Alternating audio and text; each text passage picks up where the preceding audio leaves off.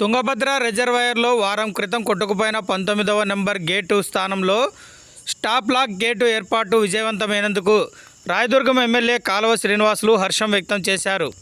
ఈ మేరకు శనివారం సాయంత్రం ఆయన ఒక ప్రకటన విడుదల చేశారు. నీటి ప్రవాహం ఉధృతంగా ఉన్న సమయంలో తాత్కాలిక గేటు ఏర్పాటును ఒక అద్భుతంగా ఆయన అభివర్ణించారు. ఈ ఏడాది జూలైలోనే టీబీ డ్యాం పూర్తి సామర్థ్యంతో నిండడం కర్ణాటక రాయలసీమ రైతుల్లో ఎంతో భరోసాను కలిగించిందన్నారు. అయితే ఈ నెల 10న ఉన్నట్టుండి రిజర్వాయర్ 19వ గేటు కొట్టుకుపోవడంతో ఆయకట్టు రైతుల్లో భవిష్యత్తుపై నీళ్లు కమ్ముకున్నాయని తెలిపారు. క్రస్ట్ గేట్ల స్థాయి దాకా నీటిని కిందకు వదిలి ఆ తర్వాతే ప్రత్యామ్నాయ ఏర్పాట్లు చేస్తారని తొలుత అధికారులు ప్రకటించడంతో రైతులు తీవ్ర నిరాశ చెందారన్నారు. అయితే ఇంజనీరింగ్ నిపుణులు కన్నయ్య నాయుడు పర్యవేక్షణలో అధికారులు వారం లోపే స్టాప్ లాక్ ఎలిమెంట్ను అమర్చడం అమోఘమన్నారు.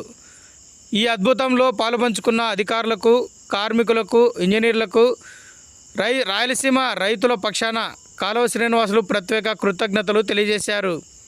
ప్రస్తుతం సుమారు 73 టీఎంసీల నీటిని నిల్వ చేయగలిగామని, రిజర్వాయర్కు సుమారు 60,000 క్యూసెక్కుల నీరు వచ్చి చేరుతుండడం ఎంతో సంతోషకరమని కాలువ శ్రీనివాసులు తెలిపారు.